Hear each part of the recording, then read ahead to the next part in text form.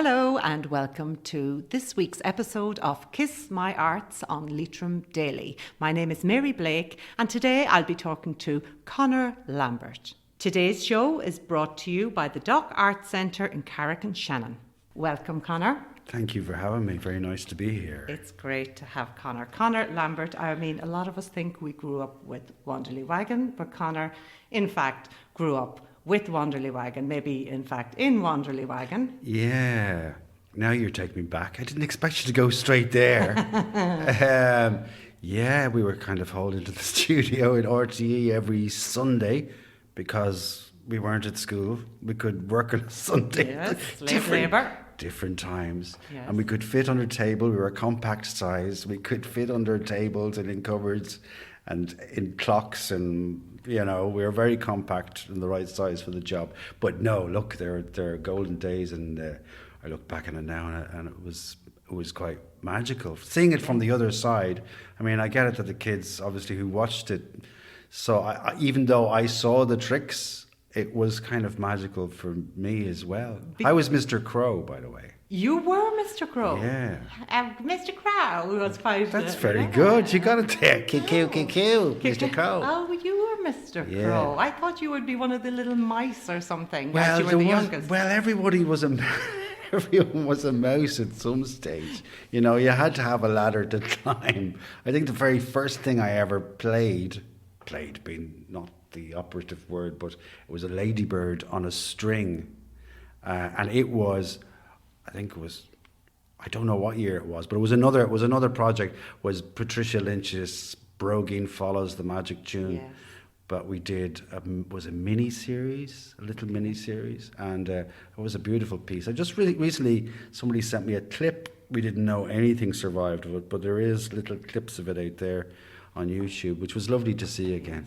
Yeah, because I was looking up YouTube at over the weekend. I was just interested to see your father, Eugene Lambert, of course, say that the children got involved. You know, it started off, they were small, and you'd say, well, hold something.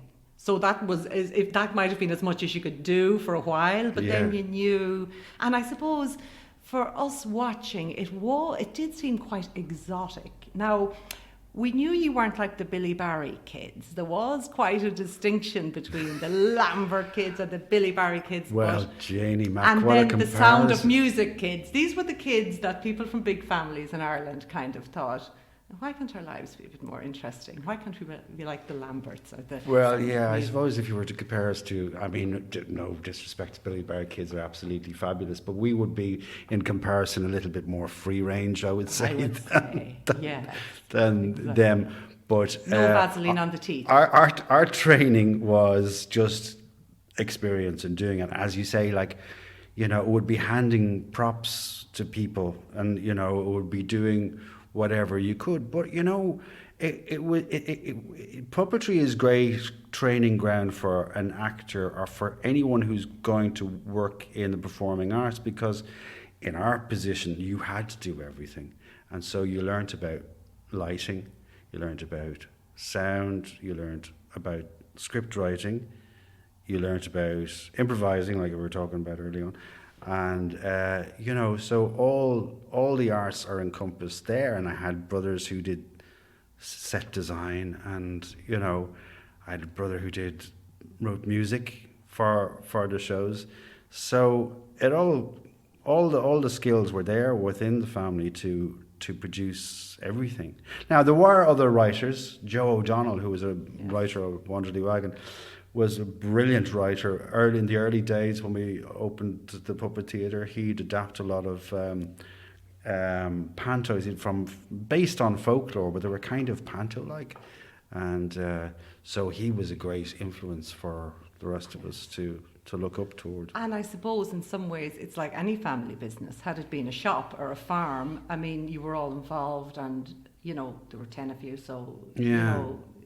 I think everyone was involved at some stage or other, and the older ones went, the younger ones came in, and then Peter was coming and going. I suppose over the years, people were moving on to do other things. Like in the 90s, I did some stand-up. I did stand-up comedy myself for about 10 years, on and off for 10 years, in the Comedy Cellar with Barry Murphy and Ardal O'Hanlon and Kevin Gildee and all those guys. Dylan Moran was there, around that time when he was starting. There was an exciting time in comedy actually in Dublin then, wasn't it? And Darragh O'Brien was there. He started out doing his makeshift improv. Yeah, hasn't he done well? Yeah, but he's a fantastic guy. And there was a really good team of people I was kind of working beside, if you like. They were great days. And that was something that you just kind of, was it a natural enough progression? Was it just the artistic scene in Dublin at the time? Well, it was the Comedy Cellar, I think, was the first comedy club. It was upstairs in the International. That's right. And still going to this day. Not run by Barry Murphy now anymore, but he's doing other things in Tellybog, and he's he did the the après match for years with the brilliant team that he works with, Richard Cooper and name's gone, but the Cellar was. And they introduced comedy improv to that on Monday nights, and that's still going. I was involved in that in very early days. Everyone was just trying stuff out at the time. There was nothing, I don't think there was that much seriousness going on, including the guys, well, maybe they had ambitions, Dylan Moran, I'd say, had lofty plans. He was always just from square one, brilliant. He just went on stage and you just said, this guy's just a natural. And it is amazing. I was at the Cellar recently, I suppose a few months before COVID, and it is amazing because it still looks exactly the same.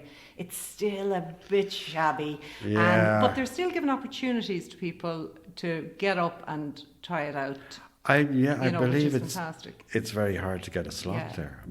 People have been told, I can give you a slot in 10 years' time or something ridiculous like that. And there's some other comedy, the Whelans have their there's so many comedy clubs now. I don't know how many there are, but there must be at least 10, 12, 13, I don't know. And the Comedy Lounge there on the Quays is doing really well, and they ship people over as well, so they have a big variety of people. So did you get into acting from the comedy, or were you acting before that? Kind of everything kind of happened at once, the way a gig comes up and you take whatever it is going. But my interest in acting started very, very young. I mean, I remember people around. I remember Noel Purcell was in our house once, and the impression that this giant of a man, literally a giant of a man, I will never forget it. I must have been 3 or 4. And he looks down on me. I suppose you weren't expecting to see Santa Claus today, but and there was people like that were just kind of coming in and out of me. Michael McLemore and Hilton Edwards would be in the house. They did voices for a show that we did, Alice in Wonderland. Michael McLemore, he was the... the iconic voice. What did he play? Yes, he played the Cheshire Cat, and Hilton Edwards the caterpillar, with the hook and pipe and all that. I mean, these are incredible people. Bill Golding was a huge influence on me and very encouraging to.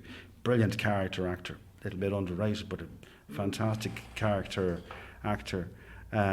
So I went to a place called, there was nowhere to study, really, in Dublin at the time. There was a place called Brendan Smith's Theatre Academy, which was in George's Street, which I went to for a few years, and it was really kind of just a part-time thing. Owen Rowe was there in the class, so he hasn't done too badly now for himself. No, indeed.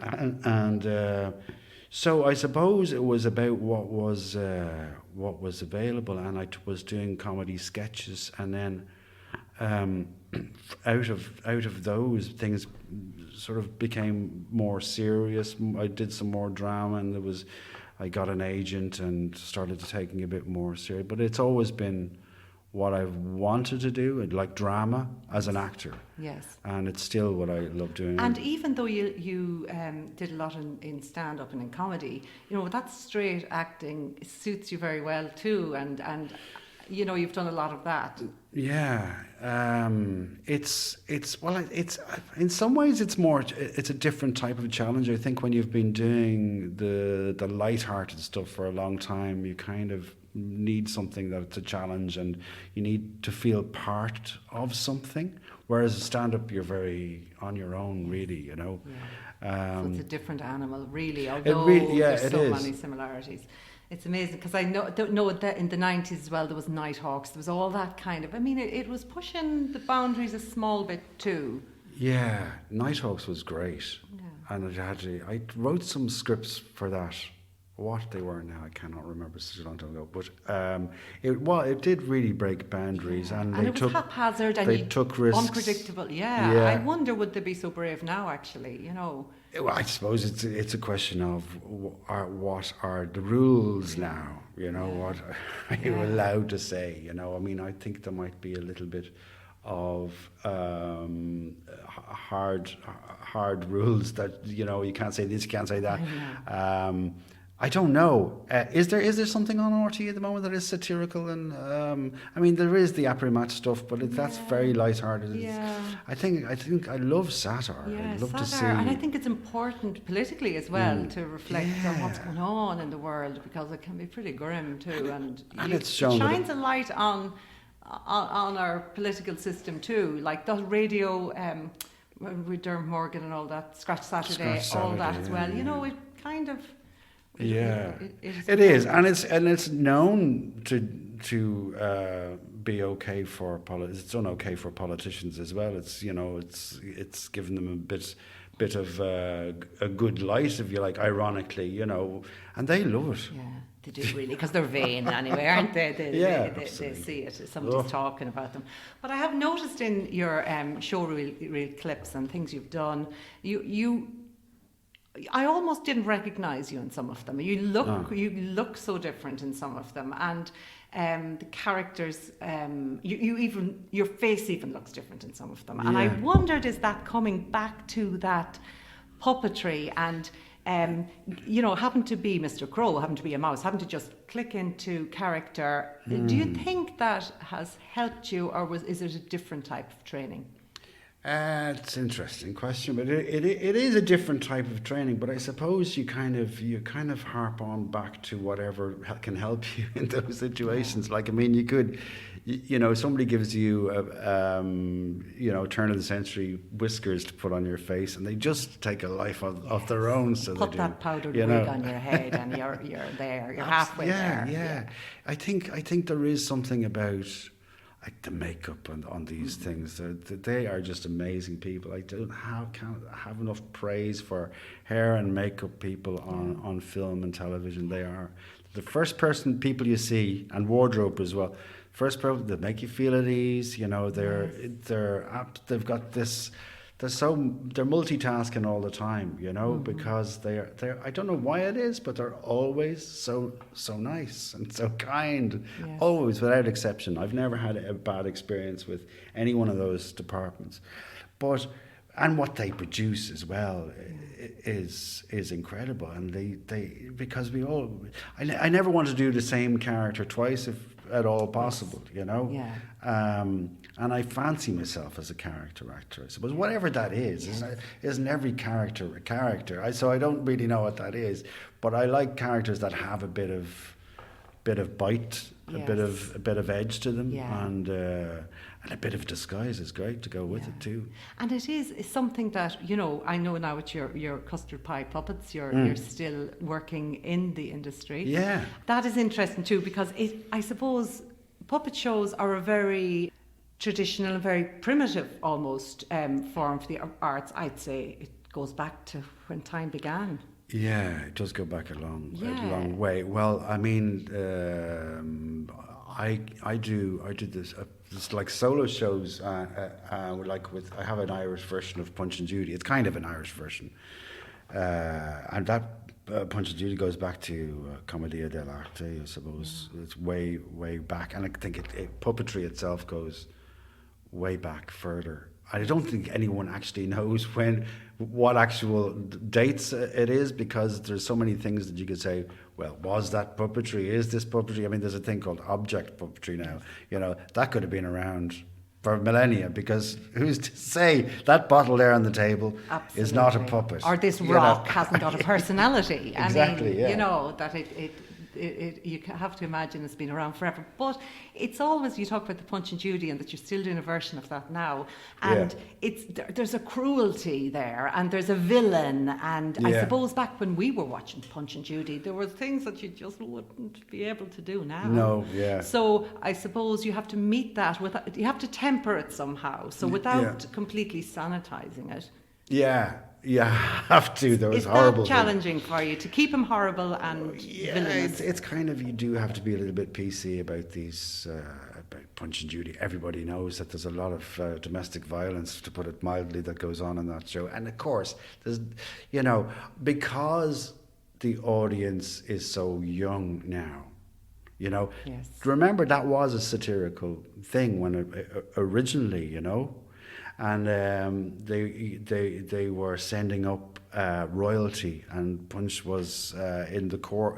I can't remember which royalty it was now, but it was based on a satirical point of view. So it's gone a bit PC. But he's still very nasty. He doesn't have a slapstick. Where the term came from, slapstick comedy, came from Mr. Punch's stick, which is a stick. It has a little notch in the middle, two sticks together, a notch in the middle, so when you hit it, it clips. That's a slapstick, right? So have I taught you something? I learned something new today. Good man. So and it's amazing that there still is that appetite for. It's a pop-up show you do, is it? Yeah, it's a Punch and Judy. It's a booth. This, people always call it a theatre. It's a Punch and Judy booth, or it's a puppet booth. And we're all familiar with that from our own childhood, with like the stripy sides and the little, like a little tent. That's the traditional English thing. I have a few different booths now. I've got an Irish one, and I've got a version of the English. Actually, some of puppets I bought in from England just to see how they were made. And Tessa Von Farah, my partner, makes all the puppets now, like for me, and because they really have to be made for specific hands. You can't make. I've tried a standard. Yeah, I did a gig recently last Christmas. I don't want to give too much away about it, but it was for a certain thing, and they just wanted a puppeteer, and I was happy with the gig to do the gig. Yeah. And when I arrived, the puppet just didn't. I couldn't make it work. I just couldn't. It didn't. And I had to say, I'm sorry, I can't do this. And so yeah, I mean maybe. And they were in such a hurry, and I felt terrible because, you know, normal circumstances I'd say kind of come down and check it out, and then make a decision. You know. Yeah. But anyway, it's a very specialised thing. It's all about movement, and if it's something that's kind of stiff and has no movement in it at all, there's very little that you can do. So the different types of puppets now. So we would have the marionettes. We would have the. Yes. So what do you use? All different types. I love glove puppets. Okay. Now hand puppets are Muppets. Yes. People get this wrong all the time. Okay, tell me, educate me. Yeah. Hand puppets are Muppets. Yes. Glove puppets are like Punch and Judy. Okay. That type of thing that fit in your hand like a glove. They fit in your hand like a glove, like we would put a sock puppet. Is that the Muppet type? Sock puppets. I know. God, I have an allergy to sock puppets. Then the marionettes. Is that something that was used in the Lambert? Marionettes. Theatre. Marionettes are the most. So that's the strings. Sophisticated. Okay, so most difficult thing. Medium to operate. So you suspend them, so you go from above with the marionettes on strings. Yes. Okay, so the rest of them you're behind or underneath. That's right. Yeah, usually underneath, and you can work in my show. I like to see the audience, so I work like that with my hands in front of my face. I can see the characters are on my hands, and I can see the audience. Okay. Very clearly, and they get a shock when one of the characters say, "You in the stripy shirt, just sit down, will you?"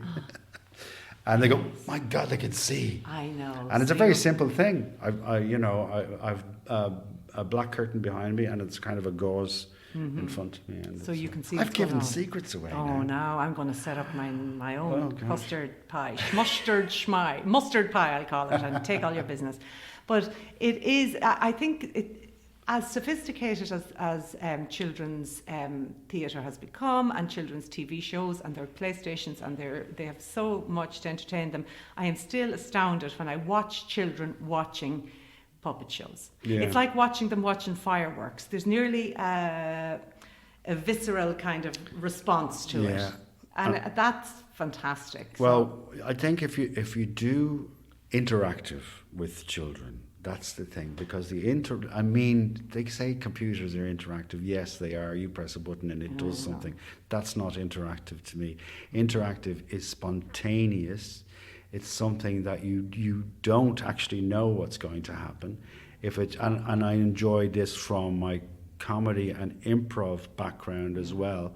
When I get a chatty child, I love that. Usually in a very small audience. I prefer a small audience for the show to work. I mean, it's not always that way, but it's lovely when kids just get chatting with the characters, and then the story just goes out the window, and we just have a chat. You have. So that's the improv kicking in at that point. And I think there's a whole the show. I think that's the secret ingredient that keeps kids, because there's a reality about it, and if you can do something that film cannot do, that television cannot do, that computers cannot do, you've got to do it, and do it. Absolutely. To the best of your... That is your unique selling point. Exactly. Then. Yeah. Exactly. Exactly. Yeah. And so you wouldn't. So your script is just an outline, and then you just kind of. No, scripts are completely an outline. Yeah. Yeah. My father. We used to have rows about this quite a lot, because, my father would do the show exactly word for word, every comma exactly the same, and that's the right profession. There is nothing wrong with it. That is he was so professional, it drive me nuts. And so occasionally, if you put a word wrong, he'd pull you aside after the show and said, "What did you say that word there? You put in a word that wasn't in Get back into your lane." Yeah. Yeah. So I kind of vowed to myself, if ever I do my own show, I would have no script. And my father loved my show when he saw it, eventually. So different in that way, so much. But I suppose when you're doing it are you the only performer? Are you the only voice that we hear? For most of the shows, yeah. Okay. Most of the shows. Well, I have two characters. My favourite two characters are called Ding and Dong. They're Christmas characters. And they are very much slapstick. They are very, very visual, and they're funny dialogue as well. But I really get a kick out of getting actual laughs out of something visual. That is very rewarding, and it's very. It's not easy to do. It's taken a while, and it's all about timing, and and it's simple stuff. It's the characters falling over and bumping heads, and but it works. Stuff. Yeah, and it's great to hear adults laughing as well. So when you're performing, who is your audience? Is it the child or is it the parent? Most of the time, it's both. It's a family show. Yeah. It's very much. I sniff out people who phone me and say, "Could you do a show for this?" And there's some occasions that that they want you to babysit. If it's ever in a bar, I say, "Nah." There's a few times I say that's okay, but I want it to be a shared experience. It's a family show. I want them all to be there and enjoy it all and together. To be both entertained. Yeah, and they are. Yeah, and do you find that the attention span is a thing with Never kids? had a problem. I do close on an hour. It's supposed to be 45 minutes, but it's usually rounds off at 50, 55 minutes. So you would be feeling the audience say, I'm going to keep going here. Yeah. Yeah. Exactly. Yeah. If it works out, as long as it plays out. Yeah. Yeah. And your characters, would you always have a villain? Not necessarily, would you? Oh yeah. Yeah. Yeah. Villain, yeah, and then yeah, your yeah. everyman. You need the bad guy. You need the bad guy for the grown-ups as well. Yeah. You know, the grown-ups love the bad guy who will say the odd irreverent thing. Yes. Maybe something about her Taoiseach. I'm not saying. Oh, no, I don't. Or something. Or Trump, I suppose. Or something, now would be easy prey. Yes, irresistible, some would say. Yeah, something topical I always try to put in. And tell me about the puppets. So do you have a suite of do you have like puppets that you call on, or do you have just do you make them? You said Tessa makes the puppets. Tessa, yeah. Well, there's different puppets are required different materials. Like we have some hand puppets. I have a hand puppet, which is like. Can you remember what it's like? It's like the Muppets. Muppets. Yeah. So but the it's not big a Muppet. open mouth. Yeah. But it's not a Muppet. Right. It's just a hand puppet Okay. of Frosty the Snowman. Yes. Who comes out at Christmas and he speaks like that. I'm Frosty the Snowman, and I'm a snowman, and my name is Frosty because I'm a snow. He gets very confused. But bless. he's from Cavan as well. I don't know. Okay, well, I'm not one to say, but that could ring true.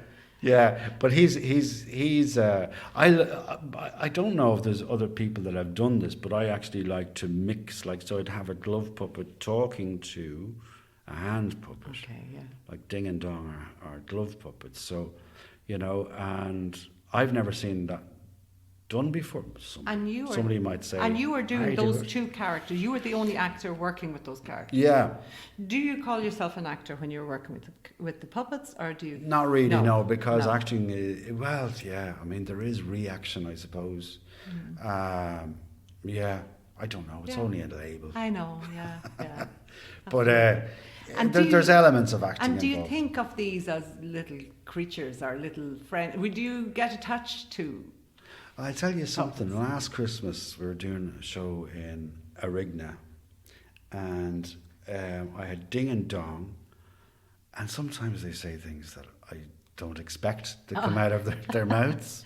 And Dong is he's the bold fella, right? He's just really bold, and Ding is a bit uptight and organised. But after a few shows, I was doing 7 shows a day, right? 7 short 15-minute shows. And after a while, Dong started to lose his voice, right? Ding's was fine. This is true. Dong started to lose his voice, and Ding had to fill in for him.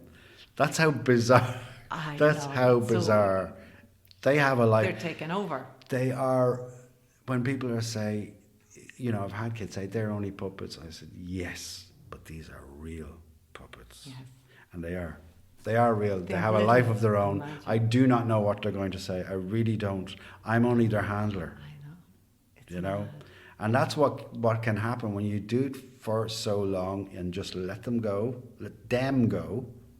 They go. Then I have to be entertained as well, I know, yeah, So absolutely. Yeah, you're just watching them do their thing. Do you ever repurpose puppets? we have, yes. I was thinking about this the other day. We did Rumpelstiltskin, right? And and Tessa actually was second puppeteer involved in that. Yeah.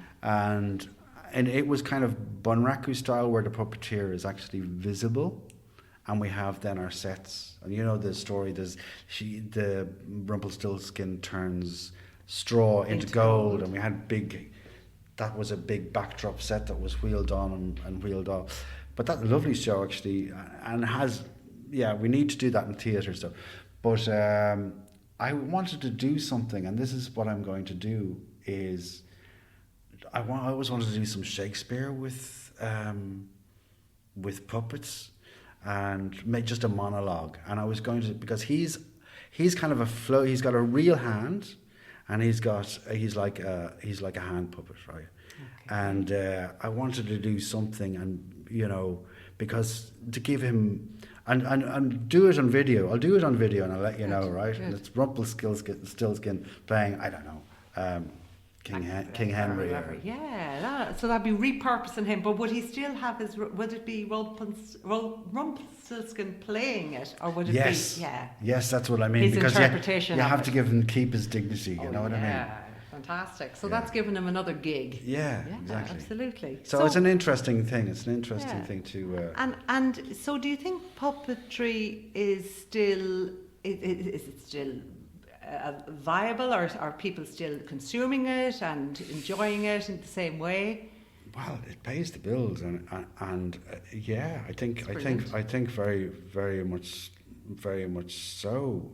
In festivals, I suppose, and things like that. I think people have a very they don't tolerate it if it's not up to scratch. Yeah. And there are a lot of, I'm not the only one. There's the Moon and Sixpence are down there, and your what he goes by. There's Julie Rose McCormick. There's Your Man's Puppets. He's very good. Check him out on Facebook. Yeah. And there's a lot of other people doing that are really, really good. Yes. But there are also, like in every trade, you'll get the odd chances. Yeah, people who might come and go and maybe not. Yeah. And puppets are used an awful lot in therapy now, I see, in arts therapy and play therapy for children. So it's amazing that has been seen as really useful. And I know that there's No Strings International that go out and the puppets talk about the landmines and warn the children. So it's amazing to see it being so universally understood, you know. Yeah. Well, it's got so much potential, and it always has, as you say. You know, I'd love to see it used more in education. I have this seed of an idea for, and you know, we tend to think of puppets and just dismiss them as Punch and Judy, or it's just one particular thing.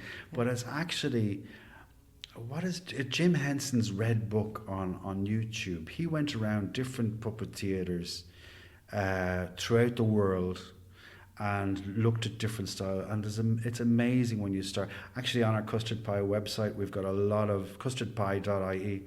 We've got a lot of clips from puppet theatres from all around the world, including Russia, in Moscow, the state puppet theatre there, where I'm happy to say I once performed too. It's back in 1992. That was an amazing experience. They take their puppetry very seriously over there. Do you know, really, it is highly respected. Like in Taiwan, Japan, they revere their puppeteers as an art form has to be. They are just so looked up to and respected, and you know, it's incredible. You know, I look at them with envy because we tend to kind of say, "Oh, you do puppet shows, yeah," you know. But you know, it's still. And where would you like to see puppetry in Ireland going forward? Do you think that it's something? I suppose it's something if we want to preserve it and give it its due respect. Yeah, well, somebody should start promoting it. I'd like to see it a part of drama courses. I think there is definitely a utility for it to be used for actors, or maybe side by side, you know, have a drama school that is drama with an emphasis on puppetry, and the two can, even though they're different art forms, but you know, people might gravitate from one to the other or do both. But I think something like that would be great, to use it more to see more people teaching it, and just because it's brilliant for experimenting. There's endless experimentation that can be done just using fabric and using string and just having fun with it, you know. There's a lot that can be done. It's brilliant. Listen, thank you so much. Tell us where we can check out Custard Pie Puppets. Custardpie.ie is the website. There, all our info is there. We tend to do we go to Dublin. We do corporates in Dublin. We do a lot of corporates, and we work for A regular client is the OPW and work for Farmley and other places for the OPW, and so we, you know, we love going to Dublin. We can't anymore really for kids parties, but we are doing kids parties, Sligo, Leitrim, Roscommon, around here. We'd be happy to do them. Fantastic. So we're available to Yes. do that. And you're still available for acting and Yes. all sorts of talents that you have. Yes, Yeah. absolutely, always available. And great to have you based down here near Carrick and Shannon. Over the Roscommon side, I know, but we'll still claim you. Yeah, absolutely. Yeah, I'm happy to be claimed. It's good to be here. So great. Yeah, So yep. thank you very much to Conor Lambert for sitting in with us on Kiss My Arts today. I'm Mary Blake signing off.